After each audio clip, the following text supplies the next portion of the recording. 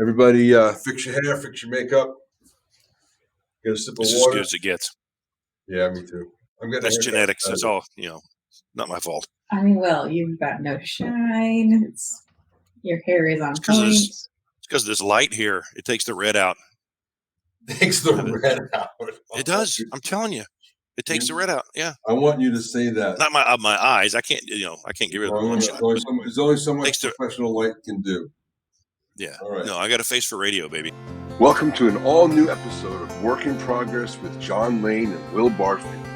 This podcast explores leadership traits under stress with a special guest each week. We use a simple and accurate OAD assessment to identify key personality traits or superpowers, as well as the shadow side, Kryptonite traits that appear when we're under stress. As always, we'll have some pod banter, shameless plugging, and we'll even let our guests talk for a bit. Of course, no humble brags. Welcome to the show. Welcome, everybody, to Work in Progress with John Lane and Will Barfield. As you can see, I'm on top of my game. We've already started recording. Will, how's your week? Oh, it's stellar. It just peaked right now. Yeah, mine too. It looks like it's wash week. What's that? It looks like it's wash week. You cut out. You really did. Like I didn't hear that. I said it looks like it's wash week. You're wearing your branded merchandise. Yeah, no, I realize that we've done, this is 27, and I have yet to wear my logoed stuff. So I was like, hey, got a black T-shirt on today. I'll throw on the black logoed shirt for my other company. Great. And bingo, here we go. Well, and then I means you did a great job dressing black today. Yeah, it's great. Yeah. Hello, Amber. I think we're all in mourning. Is that it? Wait, well, just see how the show goes. Why are we in mourning? Just kidding. I saw a meme that was like, I put away my winter black clothes and pulled out my spring black clothes. You're someone from New York. Very relatable. The black crew. Well, Amber, this is where Will and I banter. So if you want to join in, you're welcome to. I had a couple of things. One is I forgot to tell you, we're doing a live podcast tomorrow. Oh, yeah, that's right. Yeah. So when this airs, it will have already happened. That's true. Yeah. Well, I'm telling you anyway. Yes, we do you need to bring your laptop. Bring your laptop, please. What time do I need to be there? 11:30 or 11:15? I get there around 11:15. You got to do it for makeup. Okay. Makeup and hair. And then I want to add a mini segment to our little banter. We got 4 followers on LinkedIn of the pod page that I didn't invite, didn't promote, didn't actually. So I'm going to read their names because are these the first 4 that aren't relatives of ours? Something like that. We didn't group them. So Shane Wagner, Tyler Layton, Amy Dorflinger, gosh, I hope I said that right, and AJ Jomp. We thank you, and we're definitely going to milk this on social media to extend our reach, but it's nice when people show up who we didn't even ask. It is, and speaking of that, and I know that it's still top secret, but we've got a little potential social media experiment that we're going to be launching soon, so that'll be fun. Will you remind me of that? Uh-huh. Will you remind me of that? I will. Oh, when it shows up? No, you're working on that. I made that connection, so. Yes, you did. That's beautiful. Thanks. So we'll see. This is our one-on-one. Amber, sorry about that. We may have something going on one of these podcasts, and it takes 10 minutes to list all the new followers. I love it. Well, I'm John Lane. Amber's are you following Amber? Is he following me? What kind of a question? Are you following us? I'm just making sure. Am I following you? I don't know if I'm following you. Am I going to get flag out of this? I know the answer to that, and I'm not going to say it so our audience can guess. But we appreciate that you're here. Will, I'm John Lane. I am Will Barfield. And we are a work in progress. And it's like we never practiced. So, Amber, thanks for being here. We met a while ago, and we finally got you on. You are a star. I'm saying this, you don't have to agree. A star LinkedIn and possibly other social media that I don't use creator. And your stuff is great. So why don't you introduce yourself to our audience, please? Thank you. It's so nice to be here. So I'm a performance coach for strategic and enterprise account executives. And I help them with their mindset specifically so that they can get more done in less time, have more freedom, and really move past the hustle wall. What I found with most of my clients is that you can hustle until you get to about 200,000 a year. And then after that, you can't hustle to get to the rest of what you want to accomplish. So I help them move past that hustle wall and work smarter, not harder. That is worth something, probably a lot. So awesome. So are you? How'd you find that product market fit there, Amber? How did this happen? So I quit my corporate job in 2018. I've been coaching full time for 5 years now, and for a long time, as you guys may have experienced if you've ever had a business, you're always kind of trying to find your niche and figure out who you work with. And my corporate background is primarily learning and development, leadership development type stuff. I did a stint in sales enablement. I also at one point was a Salesforce CRM administrator. So I'd worked around sales, but I'd never actually been in sales. But my background is that I grew up in poverty. I didn't graduate high school. I grew up in a blue collar town in Utah. And then like 7 years into my corporate career, I found myself living and working in San Francisco at a unicorn tech startup, feeling completely out of place. Like people are going to find out that I'm not supposed to be here. People are going to find out that I'm actually like poor and like I don't belong. Like I'm surrounded by people who went to Ivy League schools, and I had just massive imposter syndrome. And I always thought it was like a hardware problem. Like this is like my DNA, and it's just a deficiency that I have. And it wasn't until I learned these mindset tools that I realized it's not a hardware problem. It's a software problem. It's just a mental upgrade that needs to happen. So for the last 5 years in my business, I've been talking to people about how to get out of your own way, how to improve your performance, how to operate more efficiently. And it wasn't until 2021 that 2019, I worked with a very well-known influencer. His name's Brandon Fluharty. He was my client. And in 2019 was the first year that he closed enough deals to make 7 figures as a W-2 employee, as a strategic account executive. So he did it in 2019 after we worked together. Then he did it again in 2020, 2021. And so he quit his job and decided to help people with that. And he said, hey, can I send people your way if they have problems with their mindset? And I was like, yeah, absolutely. So I started kind of talking to salespeople, and it was like the doors erupted. Like people were like, where have you been? We've needed you. We know the sales tactics. We know all the different mechanisms for selling. We just can't always get ourselves to do it. So that's where I kind of fill in that gap of it's if you know what you need to be doing, but you just can't reliably count on yourself to do it. That's where I help you come in, because it's just a mindset upgrade. It's an upgrade in the behaviors that you have and the habits that you have. So it's been so fun and so rewarding to work with sellers in this, really for like the last year or so is kind of when I started focusing on sellers, and it's been super fun. I think that's awesome. So cool. Love that story. Yeah, it's almost like the market found you rather than the other way around. Yeah, it's so rewarding because it's like, as a coach, it's so fun for me to, and it's funny because I get people from all different industries are like, you know what, I'm in product, but like the stuff you say is still really relevant to me. And like, if you have a human brain, what I say is going to be relevant for you. But it's so rewarding to work with salespeople because you see a direct impact. I love that sales is so measurable, and you can see the instant impact of like revenue, happiness, that like when you invest in coaching, you get those results almost immediately. That's awesome. Yep.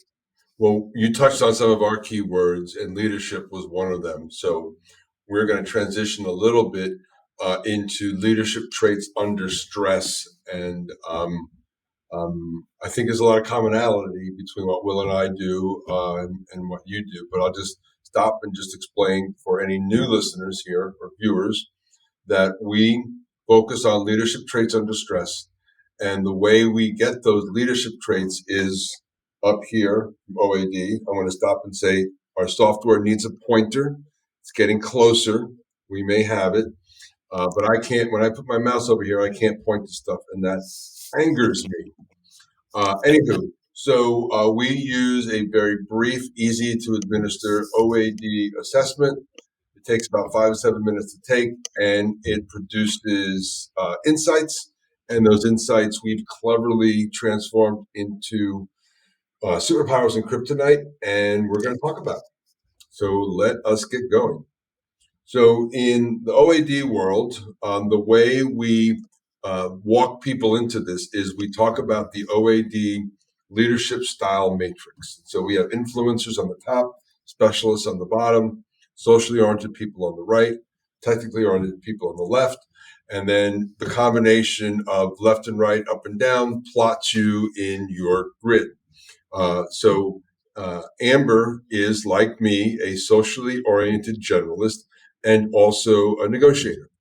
And I think, Will, that has been probably our number one. I mean, we've had more builders than anything else, and we've had more negotiators inside it. So I don't know why that's so common, but maybe like folks stick together.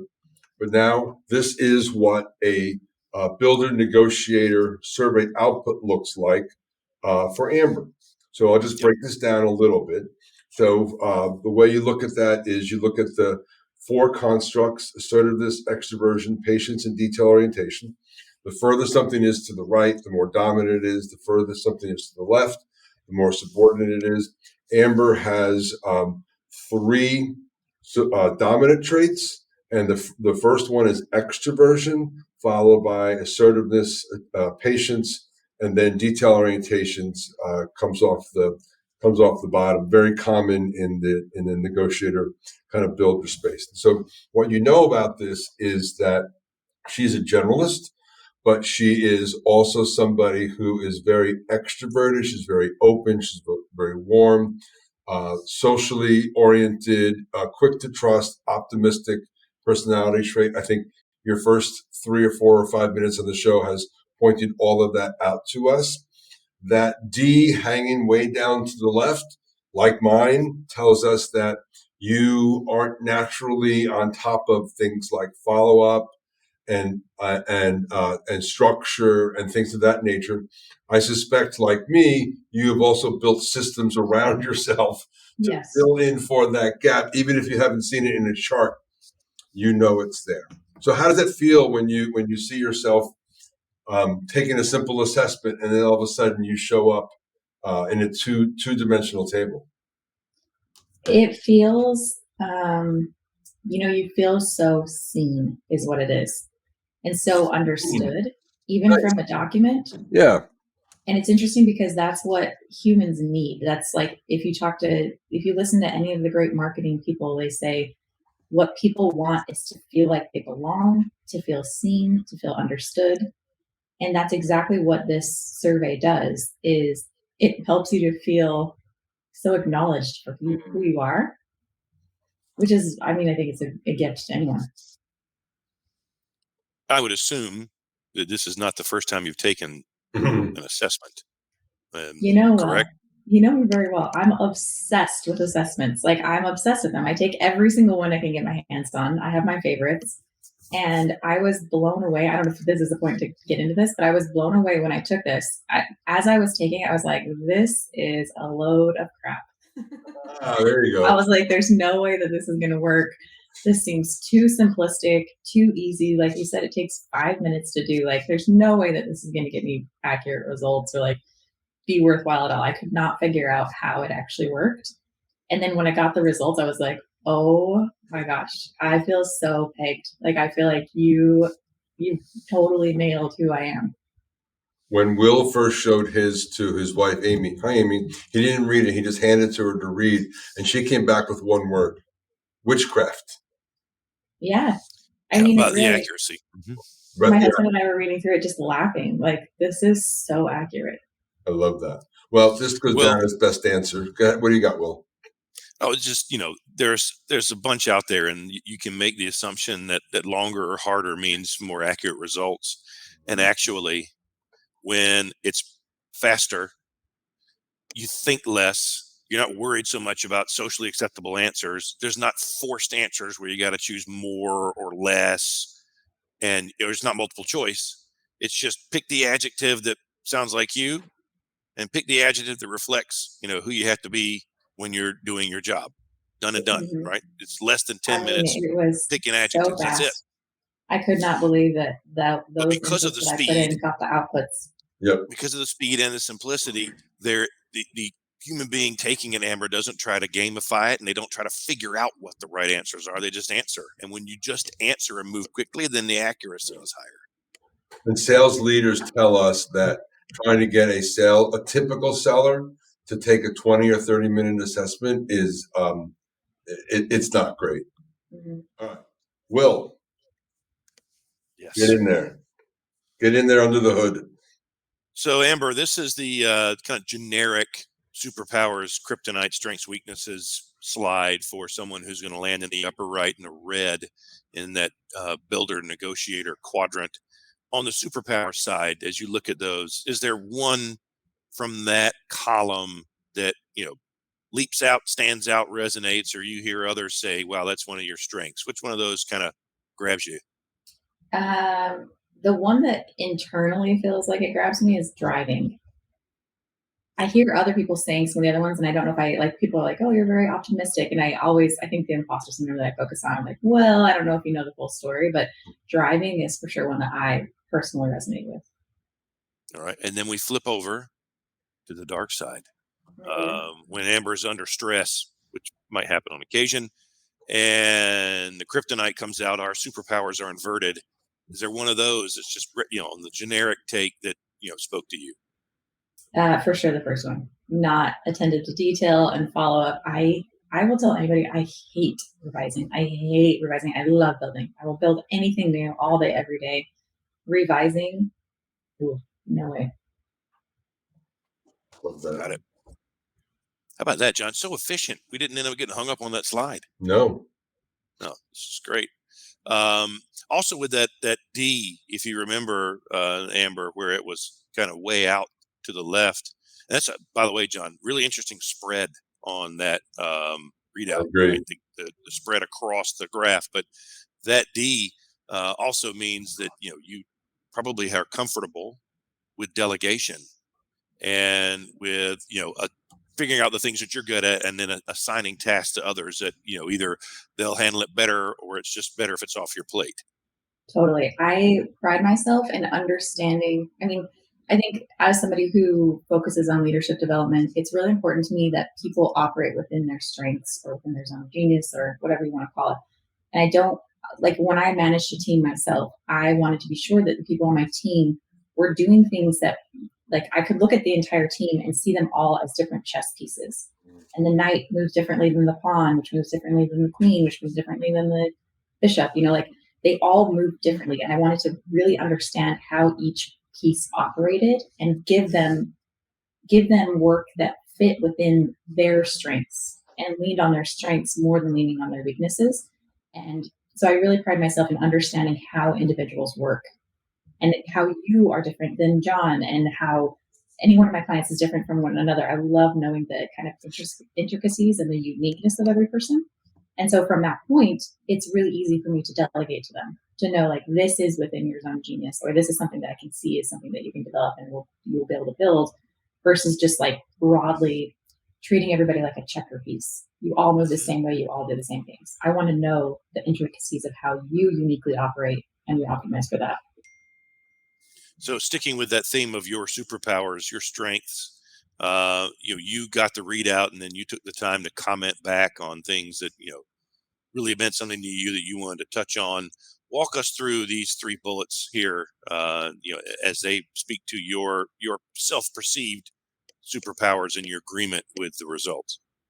Yeah. So going along with that comment about being driving, or that being kind of one of my features, is I am just in my happy place when I'm building something new, when I'm creating something new. It's a new product, it's a new launch, it's a new website. I love new things. I don't love revising, but I love new things, and I can work so quickly and get a lot more done than any of my peers can do. Along those same lines, it's really the visionary piece that I find that I have a lot of strength in. When I was in sales enablement, my building out an SKO, a sales kickoff, was so much fun for me. But it was that I could see in my mind exactly how every piece should go, and exactly what the flow should be, and exactly how we were going to engage people, and exactly what people would be thinking in the audience.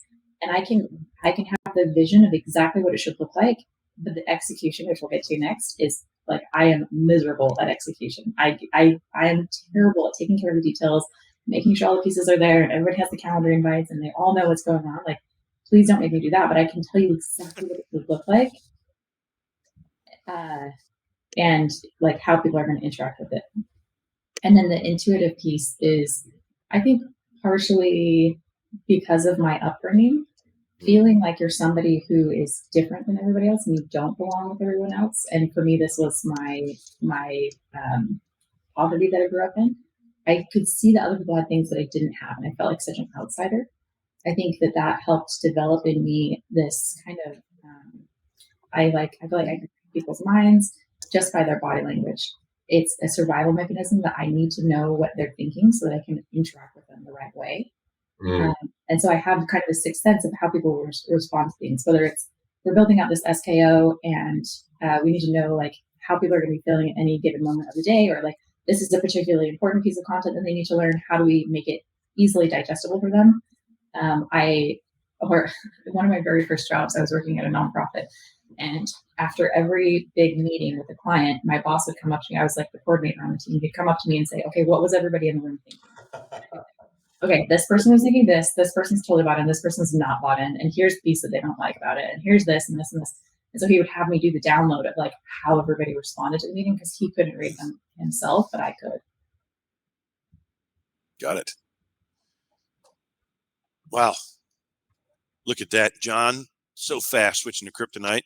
That's okay. I didn't have questions on that slide because I did the question about the delegation piece leading in to the superpowers. Did I do good or not? That's all I care about. There will be questions on this slide if I can talk faster than John clicks. It's a race. Kryptonite, right? We all have it. Stress, pressure, challenges, life events, things impact our ability to perform. And when that happens, our superpowers tend to invert, become our kryptonite or our weaknesses. You penned these things down for us. Let's work through these. Yeah. So this person, I said, I love building, but I'm not great at details or continuing to execute after the initial launch. Again, building is my happy place, but it's the details. I had such an interesting career. Another part of my career, I was a Scrum Master. So I was helping engineering teams follow the Scrum process. And so you've probably heard of Agile, you've heard of lean development. The key aspect of that is building an MVP. We're not going to build the entire product and spend months and months investing our time and energy into building a product only to bring it to the market to find out it doesn't work. Instead, we're going to build an MVP, a minimum viable product, the smallest piece that we can build to bring to the market to see if it works. So I'm great at building MVPs, but I don't focus as much time on building it out after that. I love testing things and experimenting with things, but I don't always have the follow through to see it past that stage of being a minimum viable product. Interesting. So knowing that, you've got to have a team around you that can carry it forward. Then, Yeah. How do you handle that when you're a solopreneur? Yeah.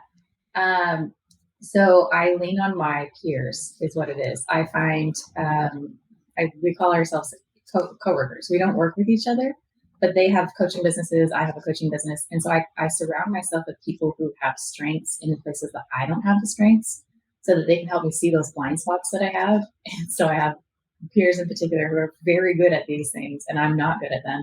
And so I'll be telling them what's happening. They're like, well, remember this, remember that, like, make sure you do this. And like, this is actually what's going on. So that's really helpful for me. It's just having those other people in my world to help kind of guide me and help me see the things that I'm not as focused on.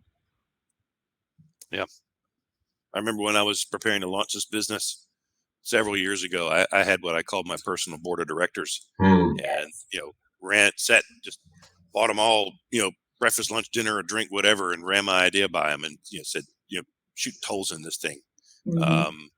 So yeah, you've got to have, when you're, running your own show, you got to have those people. I'm fortunate, my wife is the owner of this business and we run it together. So, I've got my ideal teammate to help me, but you got to go external sometimes too and get those kinds of opinions.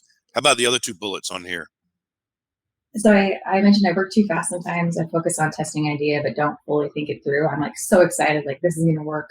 And I think sometimes this turns into like self-sabotage of like, you want to put something out there, but you're nervous about it. And so subconsciously, if I just don't put something out that's that good, then it's almost like I won't get too high that I like crash and plummet.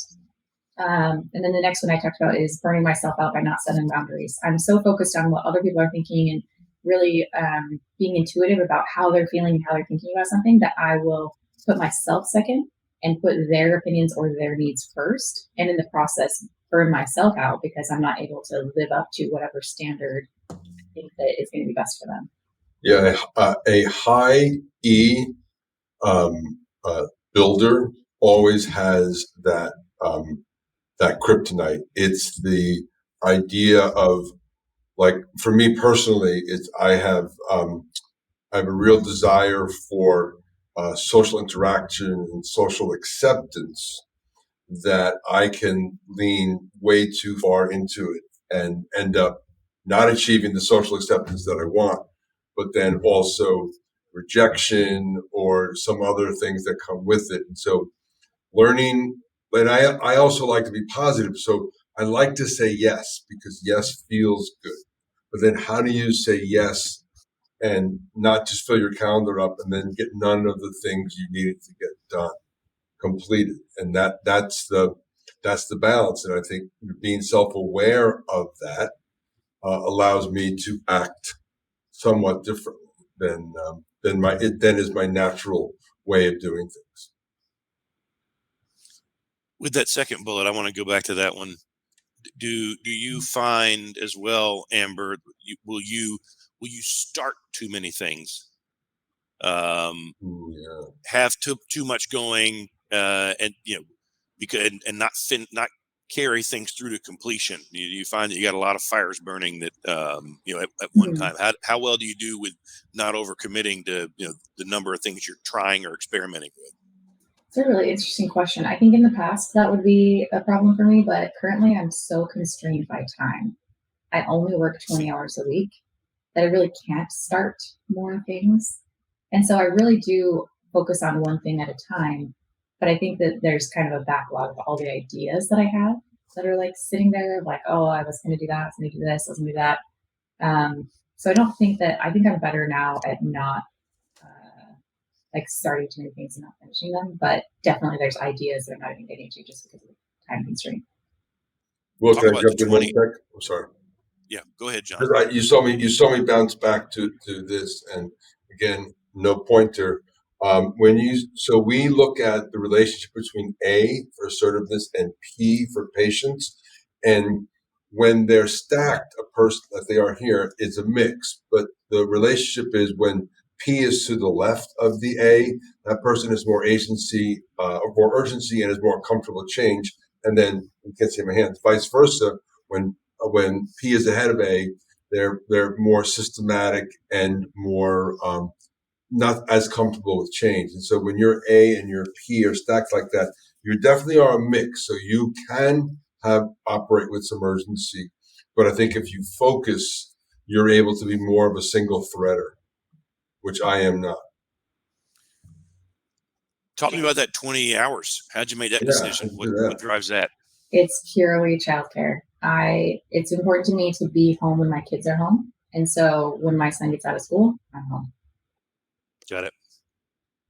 But I also, I've questioned this a lot in the last year of just having so much demand and how do I meet that demand? And maybe I do increase my hours, but this is something I work a lot with my clients on, is working the way that you work best. And I find that if you match your work style to your favorite way of extending energy, then you're going to have a lot of success. So what that means is I find out what kind of exercise my clients like to do. Are you an endurance athlete? Are you a marathon runner? Or are you a CrossFitter or something in between? And for me, my preferred way of exercise is like high intensity interval training. I can do anything for 30 seconds if I get a break after that 10-second break. And that's how I work. And so I match my work style to that as well. I get a lot done in a much shorter period of time than most people because I work in these kind of intervals. And I know that I'm not an endurance athlete, I'm more of a sprinter. And so having more hours in my day, I actually don't think would get me more results. I think that I get to a certain point and I just like downhill from there. Like I've used up all my energy. And so it is an intentional choice to be around my kids, but it's also, I don't think that I would benefit or my business would benefit if I was working more hours. Having that constraint is really important for me because then I get a lot done in a shorter period of time. So if I was a client of yours and you said, Will, what's your favorite kind of exercise? And I said, bourbon. How would we move forward from there? What would you do with that? I always say, tell me your favorite kind of exercise, regardless or not of whether you do it. Okay. It's super interesting. I mean, I get everything from like, well, I love surfing to I love running marathons to I love CrossFit or I love bar or I do a little bit of everything. And so depending on your style of expending your energy, you need to match your workday to that same style. So that's when we bring in kind of the buffet of options and figure out for you, what is your secret sauce to getting work done? Well, I just told you what my sauce is. Wow. So as we move to the leadership lesson, I'm glad you liked that joke. As we move to leadership lessons applied here, what you said, Amber, was this is a bunch of crap.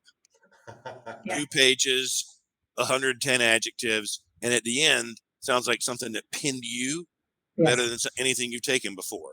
And then, here's what we do in these podcasts is we take that lens and we look at ourselves and we say, wow, where am I strong? Wow, when the pressure's on, where do my weaknesses show? And, hopefully this analysis is helpful, probably reinforcing things that you had uncovered before, maybe surfacing some things that hey, yeah, I really need to make sure I'm working on that. But how can you apply what we have talked about and you've had refreshed or maybe learned today to work your co-workers, maybe even personal? How does this apply for you moving forward? I mean, I think it's really helpful for someone to point out to you what your strengths are and what your weaknesses are.